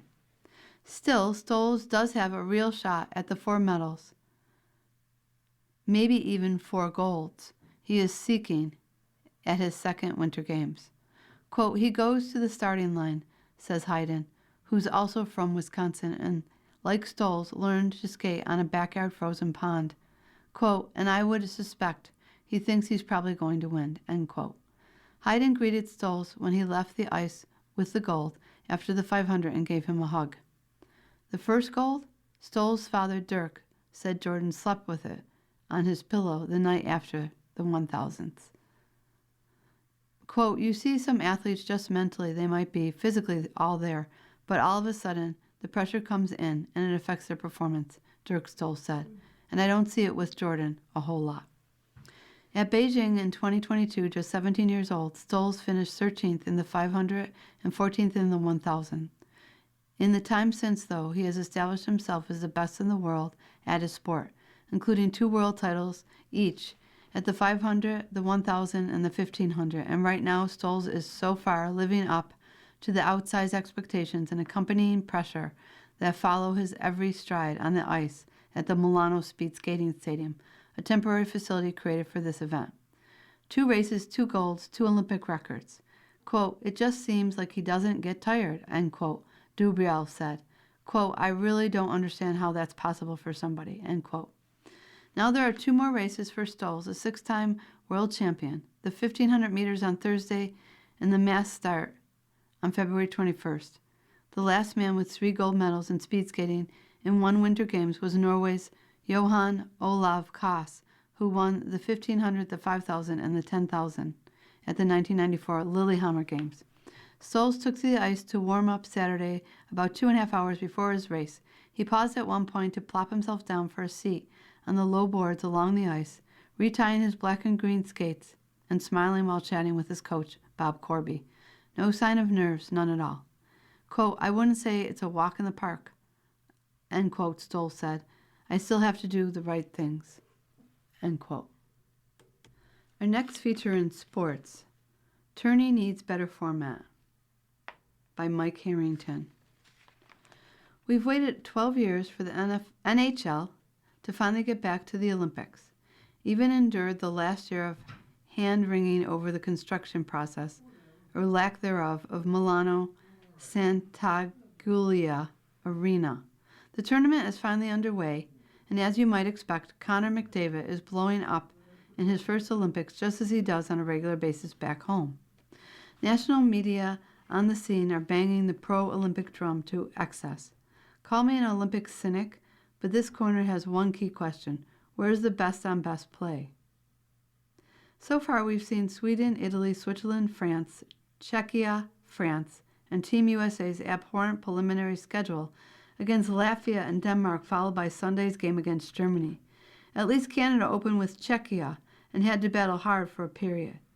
There's a chance we go through the entire tournament without getting a USA-Canada game when there's no excuse that we don't get one, and maybe even the two we're likely to see on the women's side. How can the International Ice Hockey Federation accept the NHL into the Olympics, and how can the NHL essentially leave its actual season in shreds from October to April for this kind of format? Right now, we have 3 groups of 4 teams, with each team playing the others in the group. The top 4 head directly to the quarterfinals, while 4 other teams get there via head-to-head qualification, quote-unquote, games. As noted, the group with Team USA is not going to offer much resistance, nor is Canada's with Switzerland, Czechia, and France. Thus far, the only interesting play has been in the Group B quartet of Sweden, Finland, and Slovakia, and overmatched host Italy, which has no NHL players. So all that pool play guaranteed us was a Sweden-Finland game, which became a big problem for Rasmus Dahlin and company, as Finland bounced back from its upset loss to Slovakia to stun its arch-rival Friday 4-1. That's just not enough. We should be seeing Team USA playing with Canada, Sweden, Finland, and perhaps a couple others like Slovakia, and improving Switzerland. Under the current format, it seems like it might take into the semifinals for us to see any of those kinds of games, and look out for any upsets in the quarters, or we won't see them at all. Inside NHL, that's terrible. Go to 2 groups. Put the top countries together, and the upstarts on the other side. You want to argue the Olympics aren't about the haves and have-nots, and I'm going to tell you hockey is a different animal. Goodness. And it's noteworthy what the IIHF does for the women's tournament. 2 groups of 5, with the Canada-USA grouping all advancing to the quarters, and the top 3 in the other group joining them. But the pool play games remain important for seeding an opponent in the round of 8 game, as well as the bracket for the semifinals. If you did that for the men, you'd have much more interesting pool play games to watch. So far, you can color me unimpressed. After Sunday's Canada, France, and USA Germany games, we won't see the 2 main countries again until Wednesday's quarterfinals. The semifinals are Friday, and if we get that USA-Canada gold medal game too many people have waxed for, The semifinals are Friday, and if we get that USA-Canada gold medal game too many people have waxed far too poetic about for too long. We get to watch it next Sunday morning at 8:10. The perils of playing in Europe in an overhyped tournament where the only hope is for a memorable finish after a week of relatively mundane hockey. Wholly disappointing. Well, that's the Olympics, buddy. With Fiala hurt, do Kings talk tooch? And what did Canada-Switzerland give us that will have the most reverberation in the NHL? The serious injury that every team holds its collective breath over during this tournament. Los Angeles Kings winger Kevin Fiala of Switzerland was stretchered off the ice late in the game after an odd-looking collision with Canada's Tom Wilson, and for once the Washington winger seems to be absolved of any wrongdoing here. Replays were tough to see much, but it seems like a routine collision with a bad result, a serious left leg injury. The Swiss team announced that Fiala is out for the rest of the tournament, which is no surprise. Sportnet's Elliot Freeman reported Saturday morning that Fiala was having surgery in Italy and that the injury was in fact season-ending. Fiala was third on the Kings in goals, 18, and points, 40, and was one of 3 Los Angeles forwards to play all 56 games thus far. At a cap hit of $7.875 million, Fiala is the top-paid Los Angeles forward and has 3 more years on the 7-year, $55,125,000 contract he signed with the club in 2022. Remember that the Kings are only paying about $5.8 million on Artemi Panarin this year, with the Rangers retaining half his salary on the final year of his deal. The Kings hit the Olympic break 3 points out of the playoffs in both the West's wild card race and the sprint to the top 3 of the Pacific Division. Coach Jim Hiller's status is tenuous at best. It seems plausible the Kings will put Fiala on season-ending LTIR and go shopping for forward depth at the trade deadline. Something tells me Sabres GM Jarmo Kekalainen is going to hear from Los Angeles counterpart Ken Holland about the status of Alex Tuch in the wake of the Fiala injury. The Sabres, of course, should say no. They need to keep negotiating an extension with Tuch and, barring an agreement on a new deal, should simply be using him as an own rental and not pawning him off unless it's some sort of major hockey trade we can't anticipate. Remember that the NHL is on a trade freeze through 11:59 p.m. on February 22nd, so things will be quiet in the league until several hours after the medals have been awarded in Milan. Our next feature is in baseball. Yankees Cole on track to come back. Associated Press. New York Yankees ace Garrett Cole threw his first bullpen of spring training on Friday, may pitch in exhibition games, and is on track to return to regular season action from May to September. A 35-year-old right-hander, Cole had Tommy John surgery March 11th with Los Angeles Dodgers team physician Dr. Neil L. Atraish. Quote, "We've had a lot of discussions between myself, the Yankees, and Dr. L. Atraish," unquote, Cole said. Quote, "With a full Tommy John reconstruction surgery, the target's always been 14-18 months, so that really hasn't changed, and that's what the research says," unquote.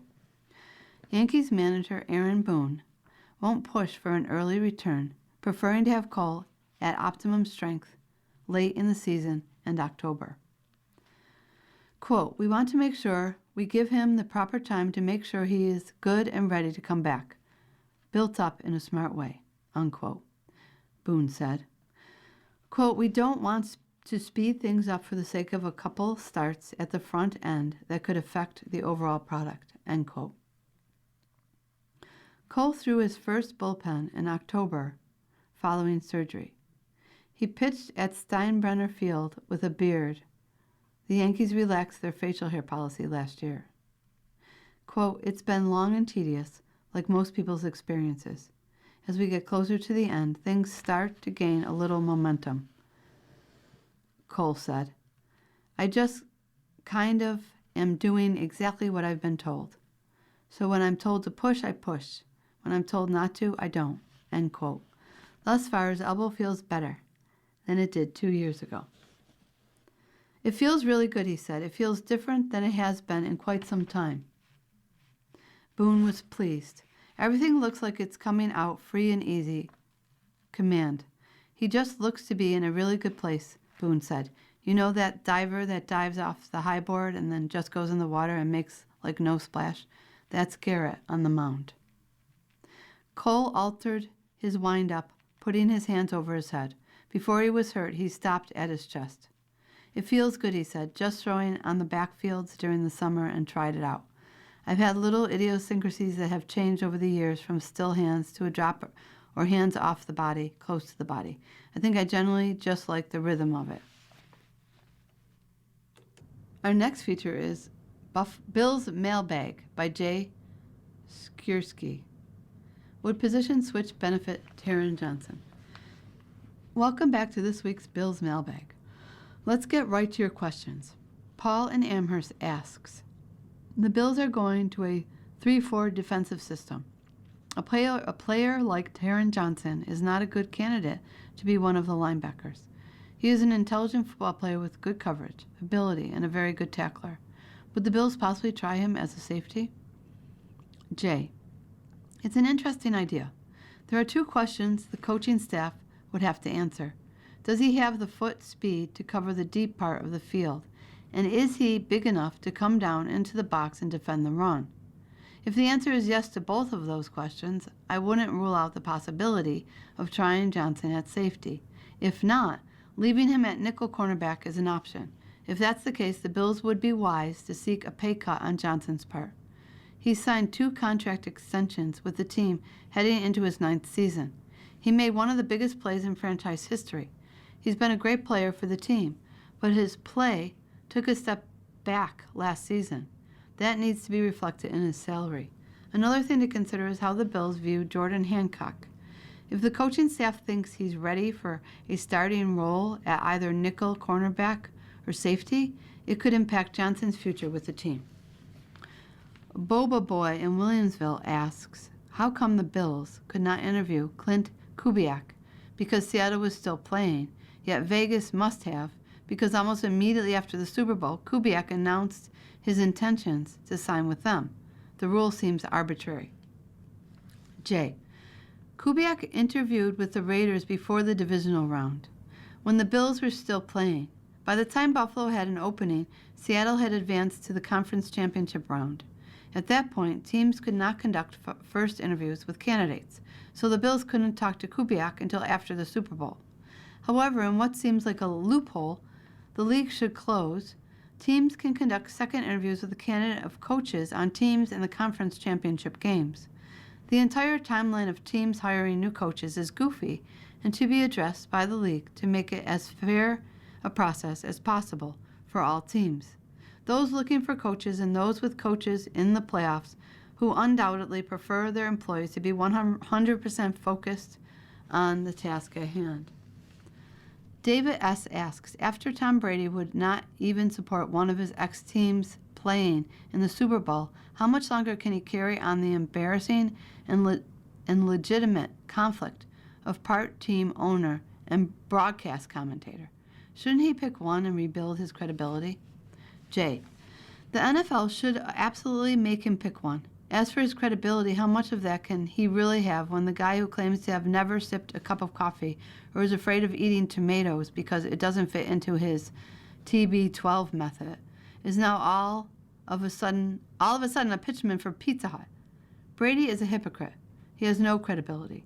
He's afraid of offending someone, which is how he lands at saying he's got no dog in the fight for the Super Bowl, despite one of the participating teams being the one he spent 20 years playing for, and in turn manages to offend everyone with a brain.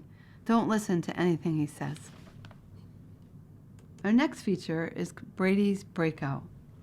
In 2019, Joe Brady rose from unknown low-level coach to architect of the greatest offense in college football history. Lessons from that season helped prepare him to take over as the Bills' new coach.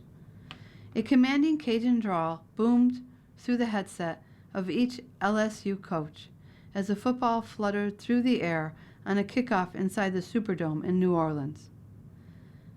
Quote, now God damn it, let's go, end quote. Tigers head coach Ed Orgeron barked into the microphone, red-faced with LSU trailing Clemson by 10 points. In the second quarter of the national championship game on January 13, 2020, Orgeron, the Bayou-born architect who revived the LSU program, had few reasons to lose his temper during the Tigers' storybook 2019 season.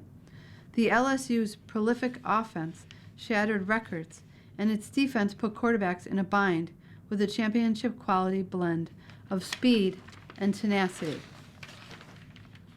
The Tigers swept their SEC schedule, winning those 9 pressure-packed games by an average of 22.2 points. Each mistake that night slowly chipped away at Orgeron's patience, and he sensed a frantic energy among his coaches.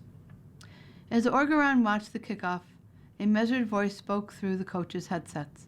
A few words from Joe Brady, LSU's pass game coordinator and wide receivers coach, steadied everyone amid the chaos.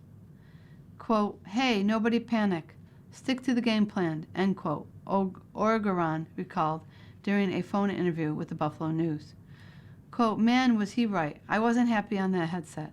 That was a calming factor. Somebody had an answer. Somebody was confident. That right there shows his leadership under pressure," end quote. LSU scored 21 points in less than 10 minutes, finishing its remarkable 15-0 season with a 42-25 victory over Clemson. Just 5 months earlier, Brady had never called a play at any level.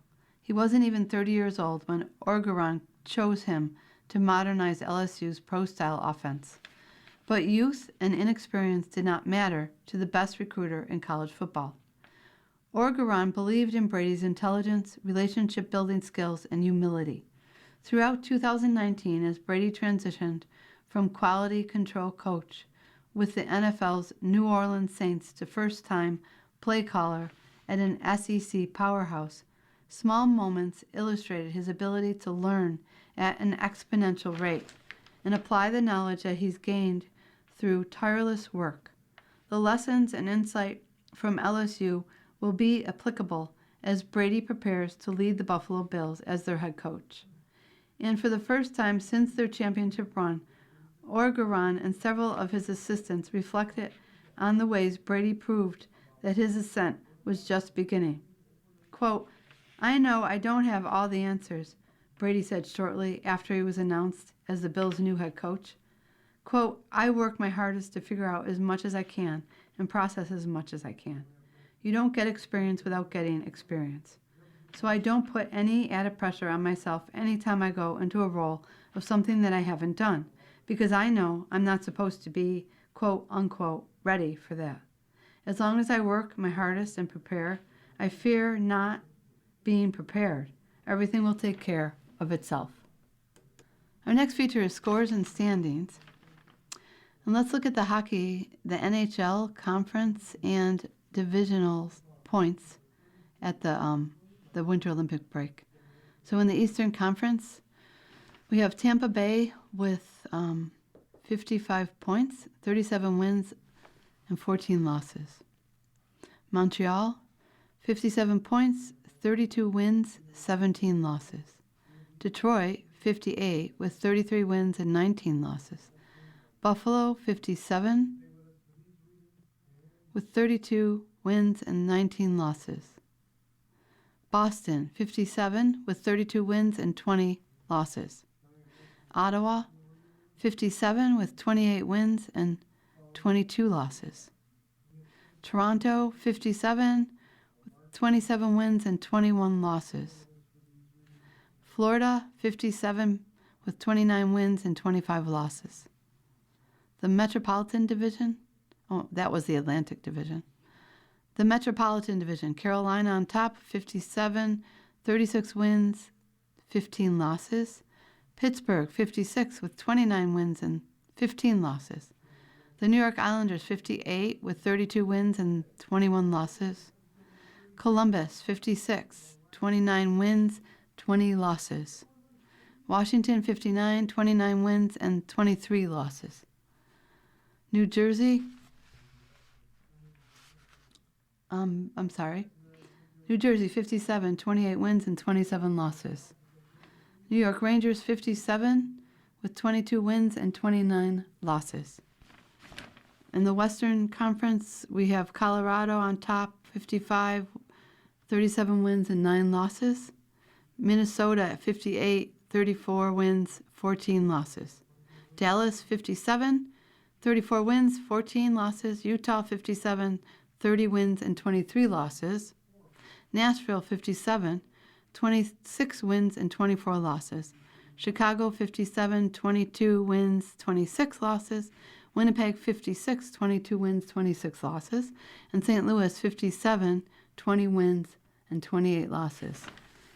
You've been listening to a reading of articles and features from the Buffalo News for Sunday, February 15th. We read the Buffalo News live on weekday and Sunday mornings at 9 a.m. and rebroadcast it at 4 p.m. For more information, call 716-821-5555. Your readers today have been Florine and Edwin. Thank you for listening. Coming up next on the Niagara Frontier Radio Reading Service, we have the New York Times Magazine. At noon, in place of the USA Today on this President's Day, we have Fiction Two Ways from one of our friends in the International Audio Information Services. About Valentine's Day. It's a whole bunch of poems and stories about love. As Valentine's Day was Saturday. I hope you had a good day with your Valentine. And then at 1 o'clock we have history. This is just some various history articles from our friends at IAEIS. Stay with us.